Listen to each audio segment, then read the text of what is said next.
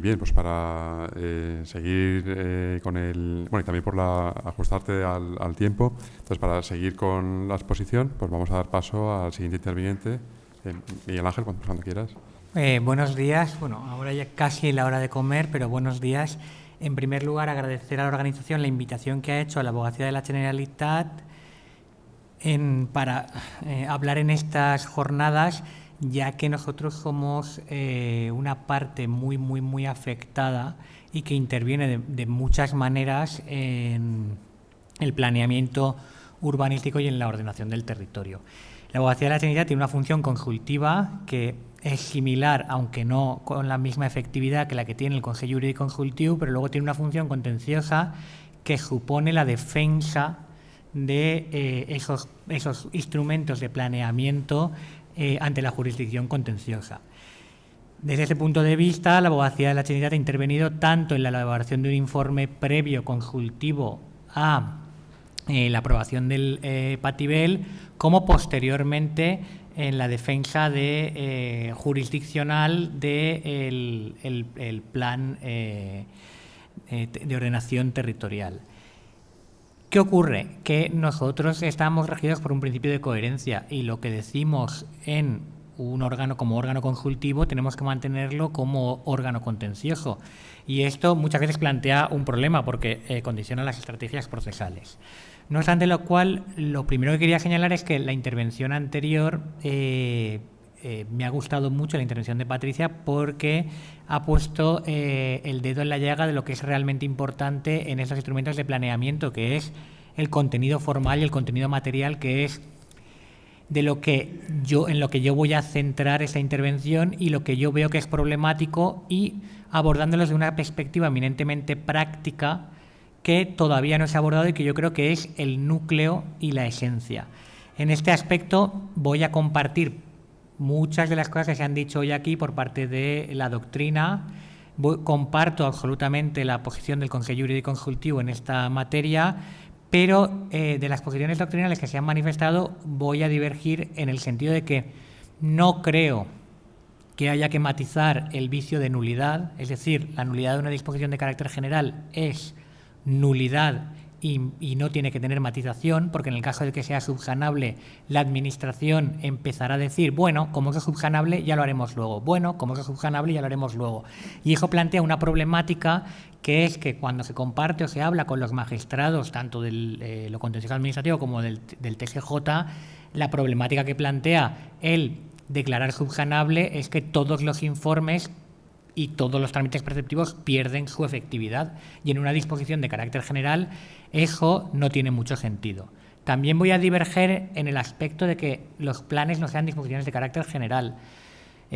Doctrinalmente, probablemente yo no esté tan al día como los que me han precedido, pero evidentemente el criterio ordenamental dice que cuando se dictan normas que tienden a permanecer en el ordenamiento jurídico y a integrarse en él, pues eso son normas. Y cuando su finalidad es cumplirse y extinguirse con el cumplimiento, son actos administrativos. Tenemos múltiples ejemplos, no solo los planes de ordenación urbana. Aquí tenemos una problemática muy grande con las convocatorias de ayudas públicas o de subvenciones, que actualmente en nuestra norma no tiene la consideración de disposición de carácter general, pero que la ley de subvenciones y la jurisprudencia del Tribunal Supremo considera disposiciones de carácter general. Tenemos las convocatorias de oposiciones y efectivamente lo que tiene que distinguir una cosa o la otra no es lo cómodo que me sea anularla o lo incómodo que me sea anularla, sino la propia naturaleza de lo que está haciendo la Administración. Y en los planes urbanísticos la Administración está regulando. Y no digamos ya en los planes de ordenación territorial. Cuando hablamos de ordenación del territorio, la Administración regula. Y no podemos decir que, bueno, que regula, pero como la consecuencia de la nulidad es un desastre, pues no vamos a aplicar la nulidad, vamos a crear una categoría intermedia. No comparto esa visión de la creación de una categoría intermedia para el derecho urbanístico, porque además significa romper dijéramos una de las grandes categorías del derecho administrativo, que yo creo que tiene su función. No es lo mismo anular o declarar nulo un acto administrativo que anular o declarar nulo una norma. La norma tiene una vocación de integrarse en el ordenamiento jurídico y la declaración de nulidad tiene como misión la expulsión de la norma del ordenamiento jurídico. En cambio, en el acto administrativo no estamos expulsando del ordenamiento jurídico el acto administrativo. Estamos simplemente arreglándolo cuando tiene arreglo y declarándolo nulo totalmente cuando no tiene arreglo. Pero las normas no es algo que pueda arreglarse una vez integradas en el ordenamiento jurídico. Dicho esto, ¿cuál es la solución que veo yo en el problema de los planes urbanísticos y el problema en concreto del Patibel? Aunque tengo que recordar que nosotros somos la Abogacía de la Generalitat, nosotros estamos incursos en el proceso y no voy a entrar en los motivos concretos de la casación porque no es procedente que aquí la Abogacía de la Generalitat entre y desvele cuáles han sido los motivos concretos de la casación.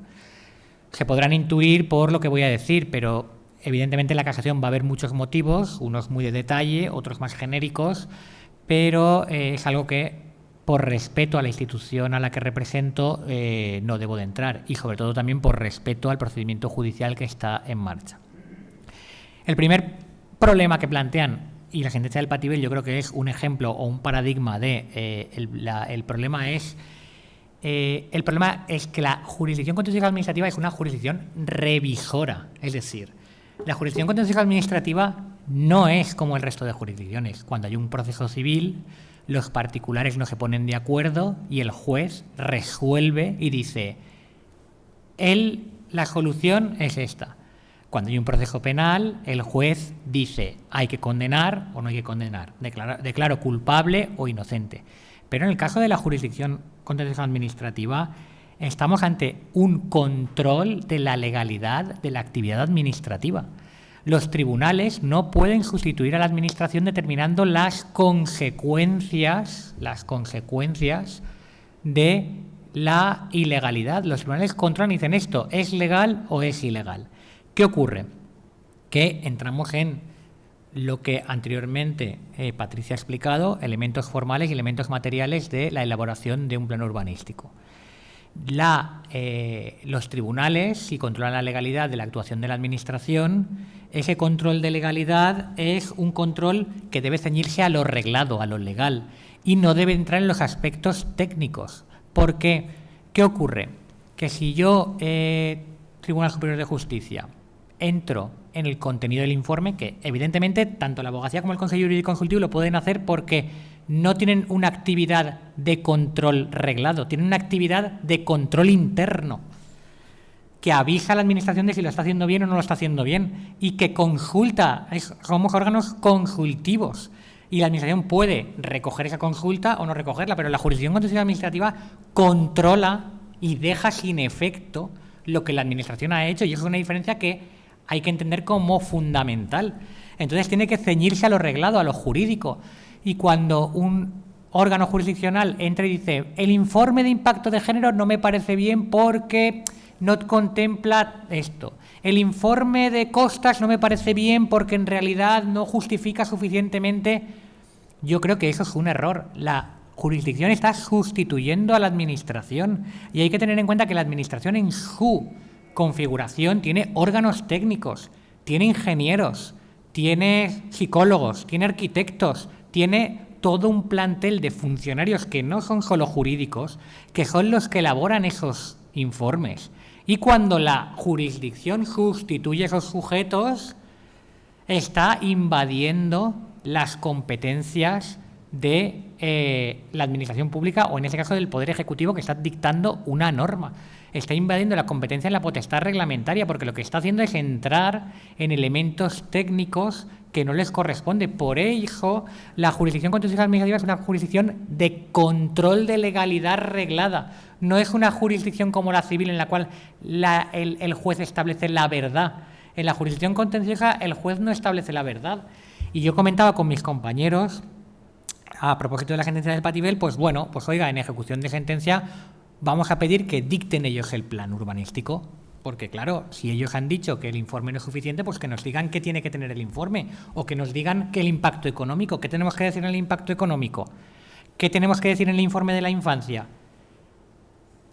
Si entran dentro del contenido, tendrán que entrar de verdad, no simplemente decir que no les parece bien el contenido y que no se ajusta y anular la norma, porque estamos pervirtiendo el reparto, no ya de poderes, porque no voy a entrar en este tema, sino el reparto de funciones. Igual que el Consell no puede aprobar una norma sin los preceptivos informes técnicos, porque los consellers o los miembros de cualquier ejecutivo no tienen idea del contenido de la materia y tienen que apoyarse en una estructura administrativa con especialidades, los jueces y magistrados o los órganos del Poder Judicial, mientras no tengan órganos específicos que les asesoren, deberían de intentar no entrar en esos temas, a lo que sea algo totalmente escandaloso. Y esto es algo que nos pasa muy habitualmente. El tema de la naturaleza revisora de la jurisdicción contencioso administrativa o de otras jurisdicciones cuando revisan la actuación de la administración es un problema grave. Es un problema grave porque los tribunales entran donde la administración ya ha evaluado de una forma técnica. Un ejemplo que quería poner, porque es muy relevante, es, por ejemplo, las declaraciones de dependencia. El grado de dependencia, ¿vale?, es un grado que se alcanza mediante un baremo publicado normativamente. ¿Qué ocurre? Que la administración tiene médicos, tiene psicólogos, tiene personal cualificado que evalúa y aplica ese baremo.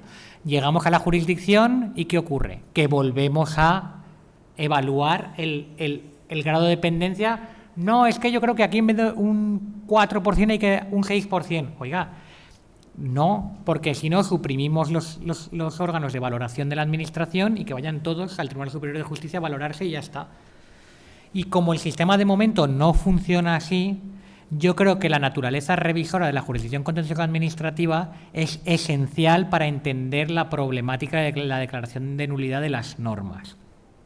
Y por eso no estoy de acuerdo con lo que se ha dicho en la anterior mesa de que hay que dar más papeles o más protagonismo al Poder Judicial para que él diga qué partes y qué no partes de un plan urbanístico, de un plan de ordenación del territorio continúan vigentes o no. Eso nos faltaba.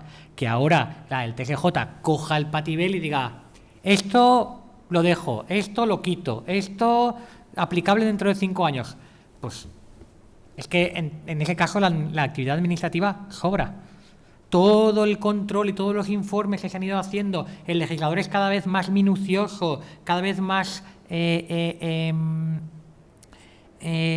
técnico para la elaboración de cualquier disposición de carácter general, y llega el asunto a la jurisdicción contencioso administrativa y la discusión es entre 3 o 4 licenciados en Derecho que no saben nada ni de ecología, ni de biología, ni de sociología, ni de cultura, ni de nada, y nos enzarzamos en una discusión sobre si el contenido del informe de impacto de género o el que sea es suficiente o no.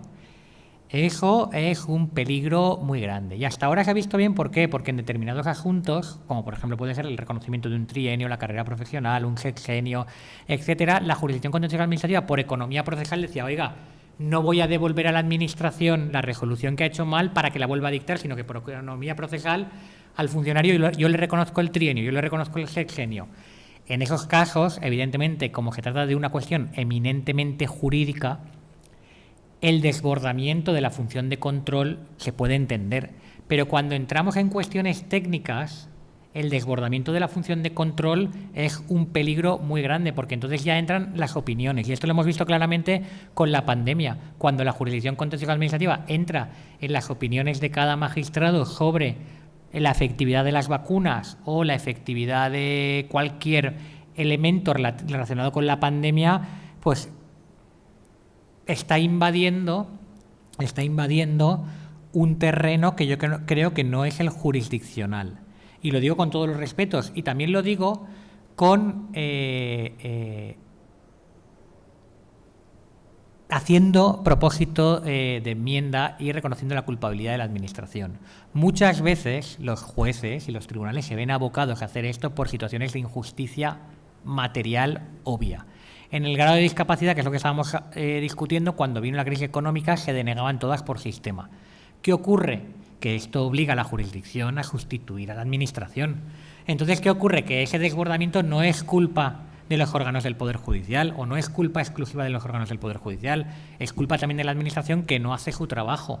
Entonces, cuando la Administración no hace su trabajo y por sistema deniega todos los grados de discapacidad, o por sistema, imaginémonos que aprobara todos los planes de urbanismo sin los trámites preceptivos, pues evidentemente la jurisdicción contenciosa tiene que sustituir al final a la Administración. Pero cuando la Administración ha hecho su trabajo, la sustitución de los informes técnicos de la Administración en un procedimiento jurisdiccional es algo que yo creo que es peligroso. Yo recuerdo que cuando preparaba la oposición y me preparaba un magistrado de la sala de una sala de lo contencioso, me decía, estudiaba la nulidad en civil y la nulidad en contencioso administrativo, y este magistrado siempre me decía: Miguel Ángel, olvídate de la nulidad en derecho administrativo, eso no existe, porque la nulidad, como tiene unas consecuencias tan bestias y tan salvajes, siempre se hace lo posible para que no sea nulo. Esto, que era cierto hará yo creo que unos 20 años, ha ido variando y la jurisdicción cada vez ha sido más valiente a la hora de declarar la nulidad.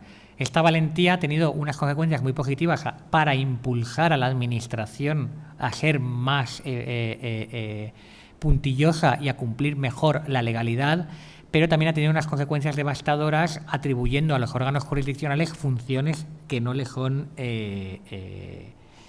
propias.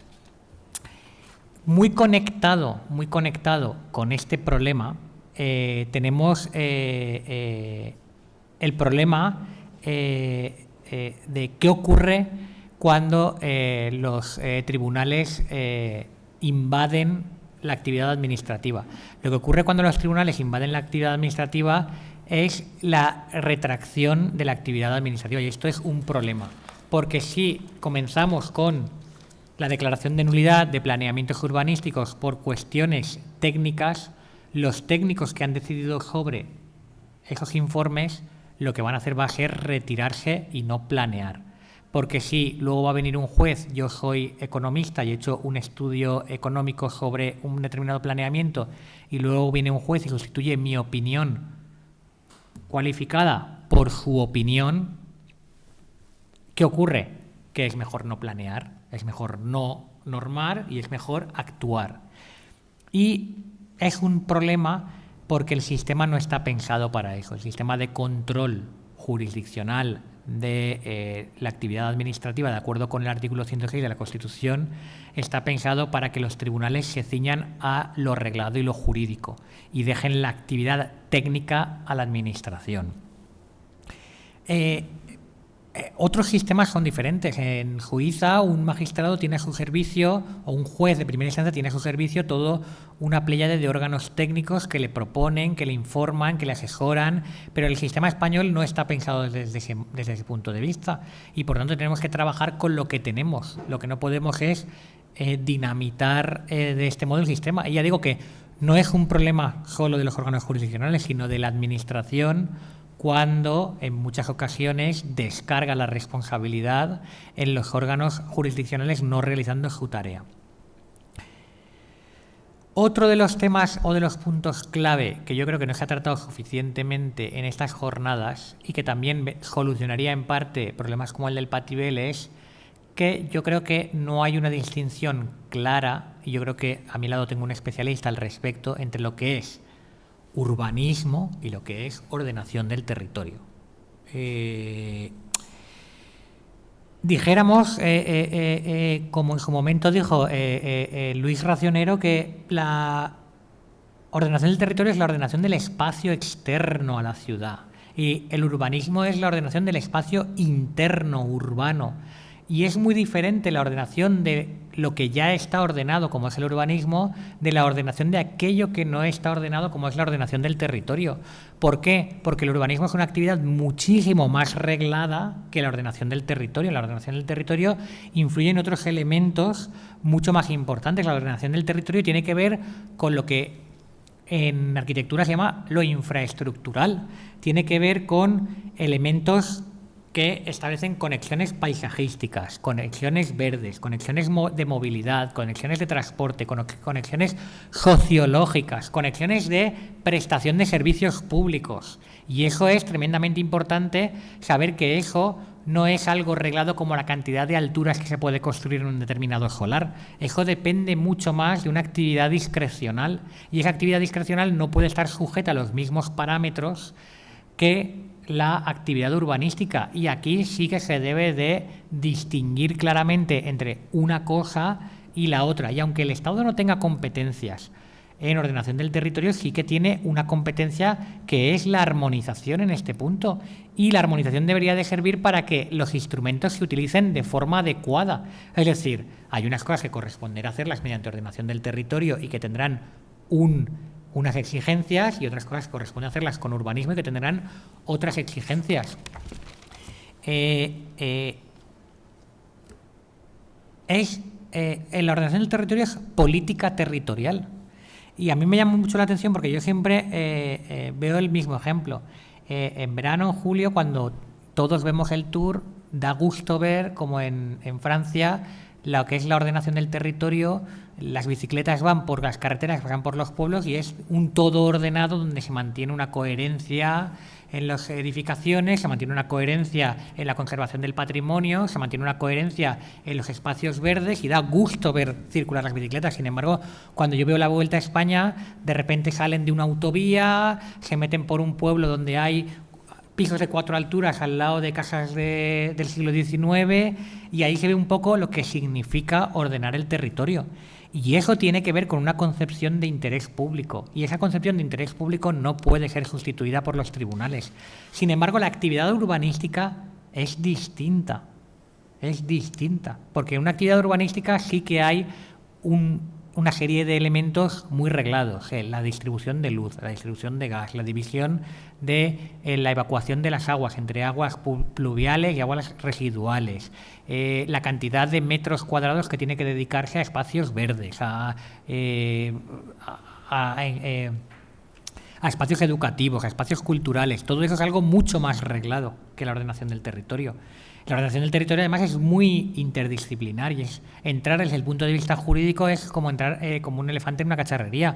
En el carácter técnico de la ordenación del territorio intervienen geógrafos, arquitectos, biólogos, ingenieros forestales, ingenieros agrónomos, sociólogos, técnicos culturales, y todo eso es algo que al final configura una visión de lo que es el interés público, que todos estamos de acuerdo en que la Constitución prohíbe la arbitrariedad, y todo eso tiene que estar justificado. Pero la cuestión es, ¿deben los tribunales entrar en el contenido de esa justificación en su función de revisión de control de la legalidad, o no deben de entrar? La contestación tampoco es absoluta. Cuando evidentemente falta por completo una determinada evaluación, los tribunales pueden anular, pero deberían de obligar a la administración a dictar el plan. Porque ¿qué ocurre? Que ahora se anula el Patibel, pero la anulación del Patibel constituye una deslizamiento hacia una situación de ilegalidad. Tiene que haber una ordenación del territorio en ese punto, y al anularlo no hay ordenación del territorio y nos metemos en una situación de ilegalidad. Entonces no tiene mucho sentido que una resolución jurisdiccional aboque a una situación de ilegalidad a una administración. Si anula, como mínimo tendría que obligar a la administración a elaborar un nuevo plan. Entonces, son elementos que están muy conectados. Y en la ordenación del territorio hay una visión que es una visión, dijéramos, que es una visión de modelo. ¿Qué modelo territorial tenemos? ¿Qué queremos primar? La parte económica, porque desde un punto de vista de ordenación del territorio, yo podría pensar que lo mejor para el interés público es que toda la línea de costa de 100 metros sea como Benidorm, porque eso va a generar una cantidad de empleo y de recursos tremenda. Y para mí, como el interés público es únicamente los recursos que genera la depredación del territorio, pues es mi modelo.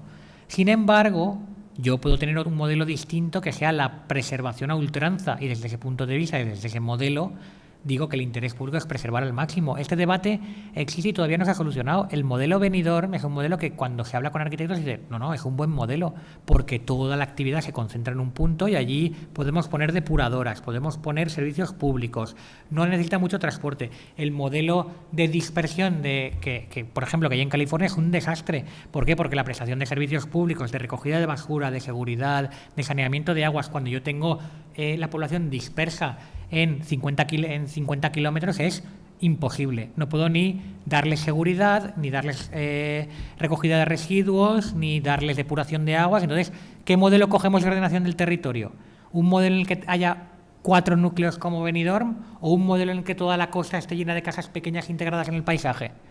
¿Y cómo vamos a elegir ese modelo? Pues ese modelo tendrá que elegirse mediante los criterios técnicos y luego la parte discrecional de la administración que tiene, que para eso la administración y, dijéramos, su cabeza superior, que es el Poder Ejecutivo, tienen una legitimidad democrática, precisamente para establecer el interés público en esos casos, en los casos en los cuales el interés público no es algo que es totalmente evidente, dependiendo de el modelo que elijamos, el interés público será uno u otro. Es como hacer piscinas o hacer pistas de atletismo.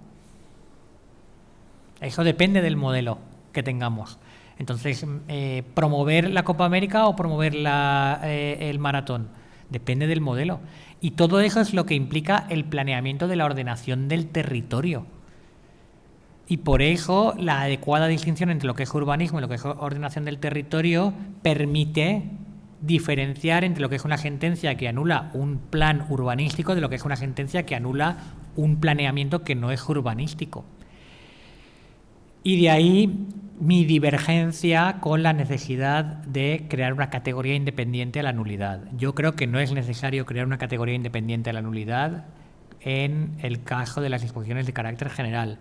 Creo que no es necesario tocar la doctrina de que las disposiciones de carácter general son normas, porque relajar demasiado en ese aspecto lo que hará será eliminar toda la serie de informes que actualmente se hacen y se ejecutan antes de la norma, precisamente por la amenaza de nulidad. Y eso en la abogacía lo hacemos todos los días. En los informes siempre decimos, oiga, evalúe, que si no será nulo y todo lo que ha hecho se irá por los aires. Y precisamente es eso por lo que nos hacen caso. Porque si dijéramos que es anulable, o si no lo dijéramos, yo no sé cuánto caso nos harían en algunos aspectos. Y es difícil, con los medios que tenemos, que eso no se haga si no hay una espada de Damocles de la nulidad. Y creo que esa es la justificación de los tribunales. Es decir, los tribunales lo que saben es que si bajan la guardia en ese aspecto, se acaba la función de control.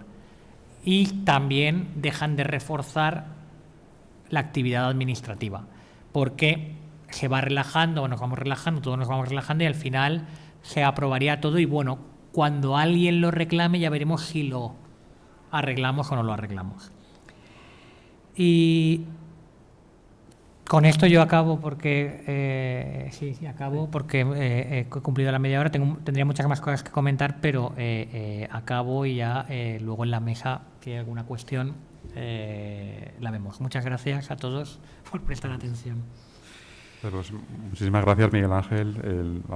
Me ha gustado mucho tu intervención, me ha parecido muy sugerente, sobre todo esta distinción sobre la escala urbanística y la escala territorial.